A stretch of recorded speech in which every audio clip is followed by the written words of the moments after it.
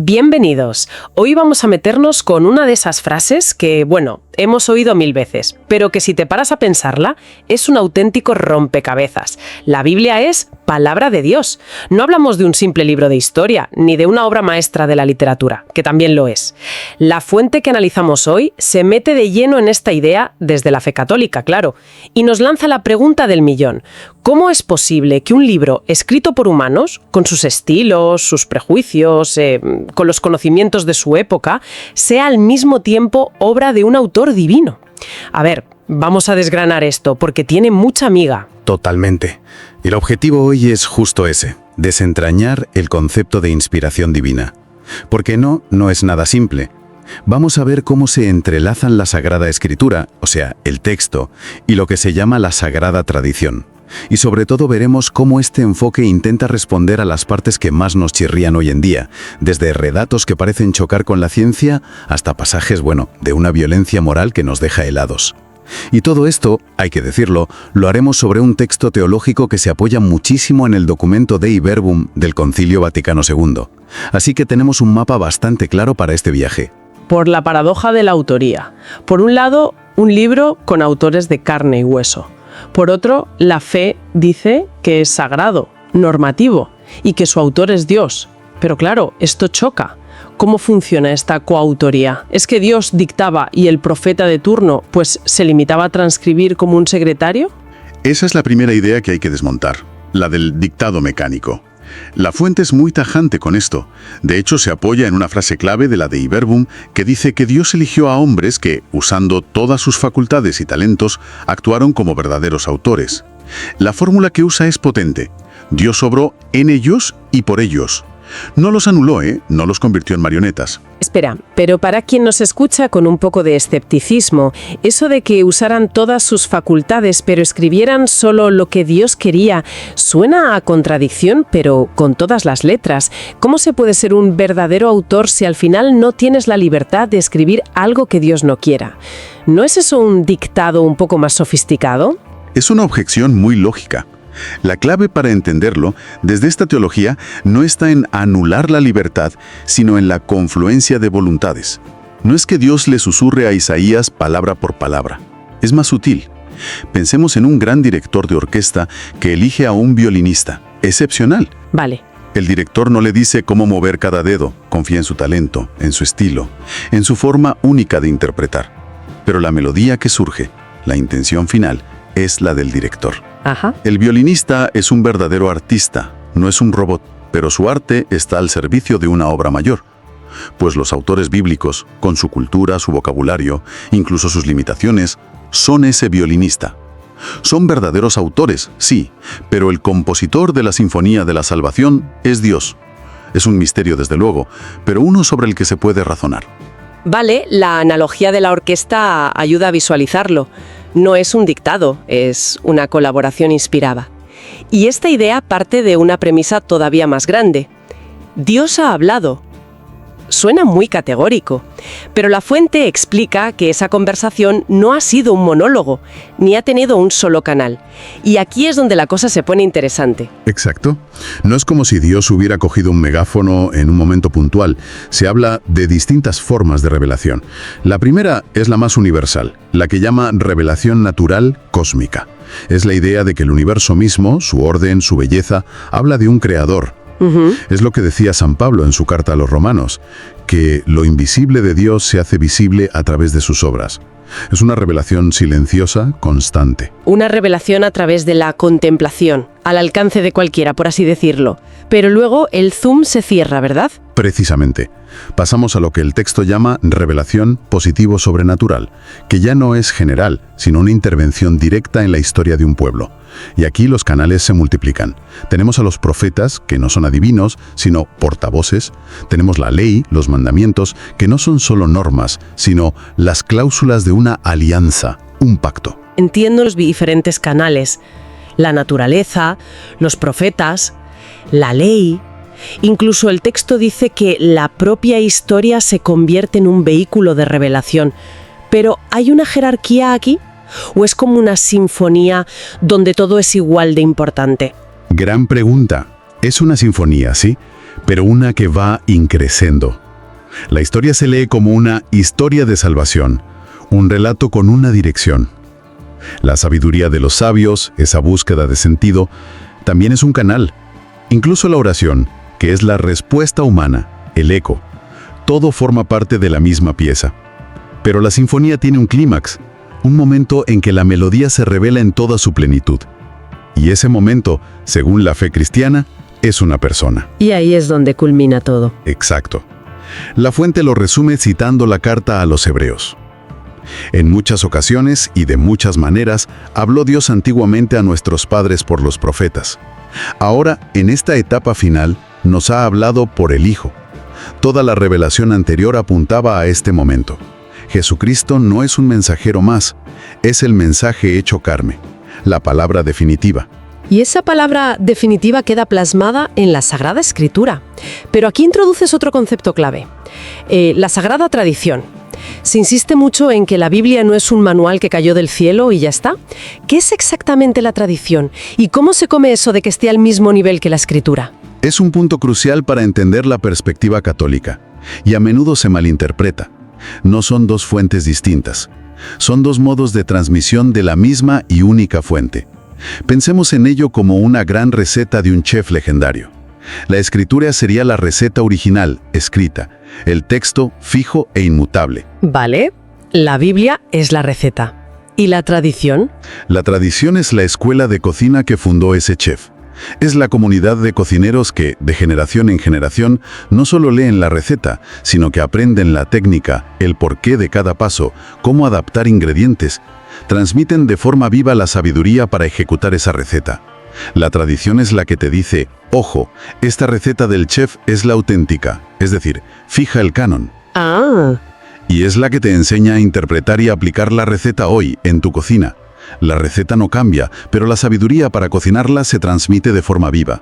Por eso la fuente dice algo tan fuerte como que la tradición es el origen y el fin de la escritura. Ah, vale, así se entiende mucho mejor. La receta es fija, pero la técnica se transmite en vivo. Y el texto añade un tercer elemento, el magisterio. ¿Sería como el inspector de la guía Michelin? Los actuales, el Papa y los obispos. Su función es garantizar que la interpretación no se desvíe de la intención original del chef.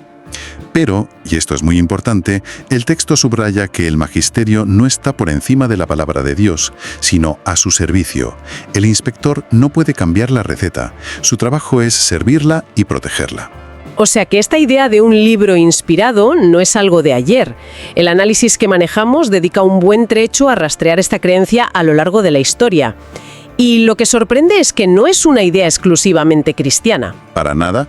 Es una creencia con raíces muy profundas. La fuente menciona testimonios fascinantes fuera de la Biblia. Por ejemplo, en el Talmud judío se llega a decir que Moisés era como un canal limpio, un vehículo material que transmitía la palabra divina sin interferencias. El filósofo Filón de Alejandría describía a los profetas como instrumentos musicales que Dios hacía sonar. O el historiador Flavio Josefo ya hablaban del carácter sagrado de sus escrituras. La idea ya estaba flotando en el ambiente.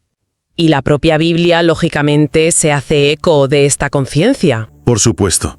En el Antiguo Testamento la frase «palabra de Yahvé» o «así dice el Señor» aparece cientos de veces. Es una coletilla constante.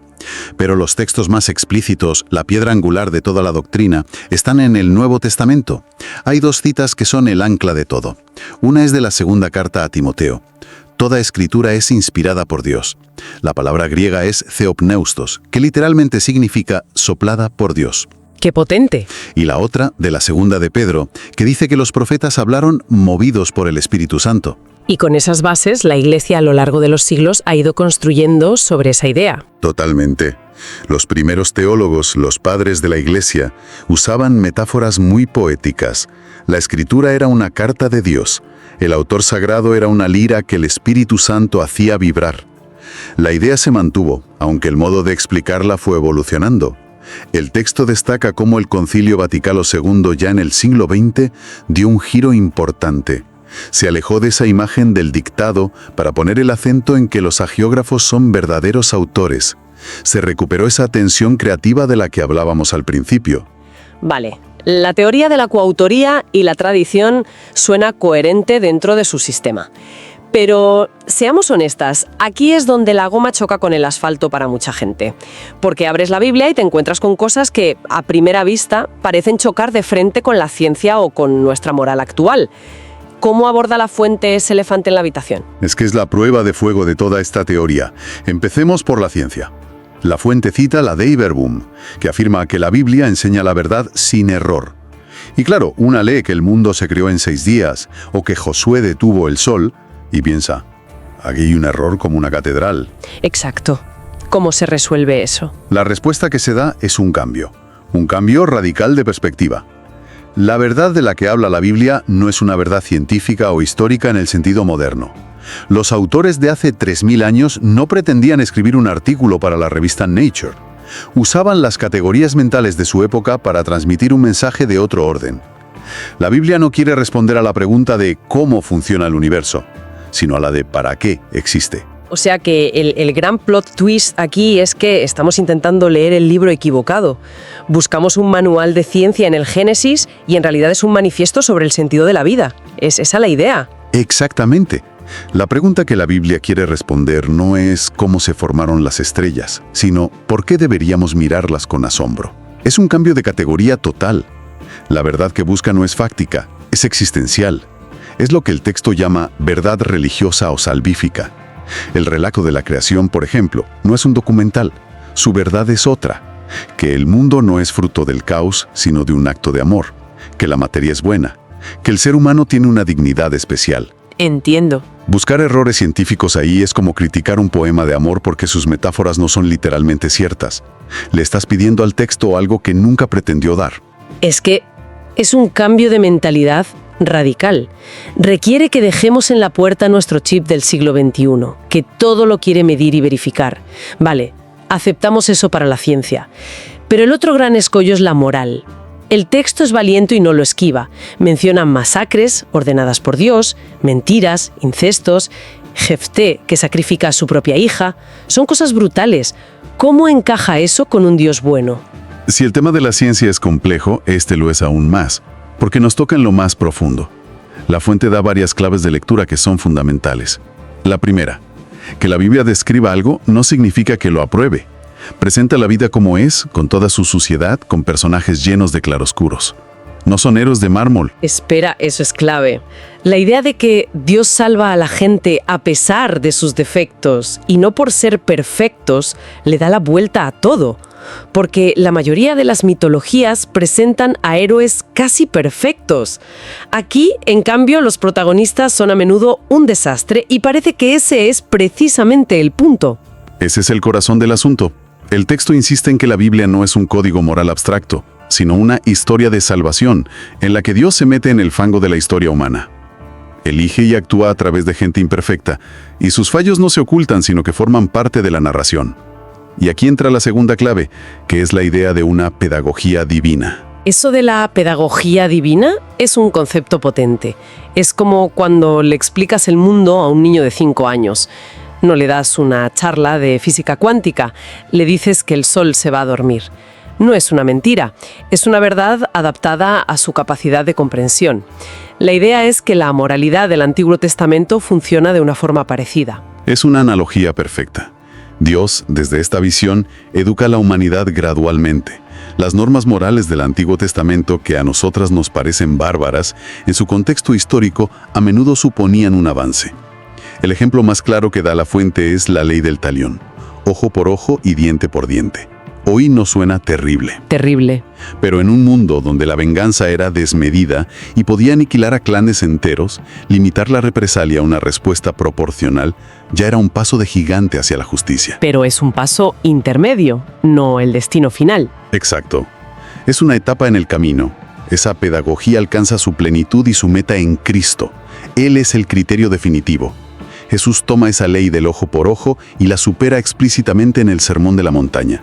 Pero yo os digo, no hagáis frente al que os agravia. Al contrario, a quien te abofetee en la mejilla derecha, preséntale también la otra. Es la demostración perfecta de cómo esa revelación moral progresa hasta llegar a su culmen en el amor incondicional, incluso al enemigo. Entonces, Si recogemos los hilos de toda esta conversación, la idea que emerge es que la Biblia, leída desde la fe, no es un libro monolítico ni un fósil, sino un organismo vivo y complejo. Exacto. La fuente propone que la clave que unifica toda esta biblioteca de libros escritos a lo largo de más de 1000 años es una persona, Cristo. El Antiguo Testamento es la promesa, la preparación, la flecha que apunta hacia Él. El Nuevo Testamento es el cumplimiento. Él es la clave de lectura final. Por eso la verdad que se busca no es la fáctica, sino la de la salvación que se encuentra en Él. Y la moral no es una lista de reglas, sino un camino de transformación que conduce hacia Él. Y para terminar, la fuente que hemos analizado deja caer una idea final que me ha parecido muy provocadora. Sugiere que la inspiración no es solo algo que pasó hace 2000 años. Dice que el propio libro se convierte en inspirador en el mismo acto de la lectura. Ese es un punto fascinante porque saca la inspiración del museo del pasado y la trae al presente del lector.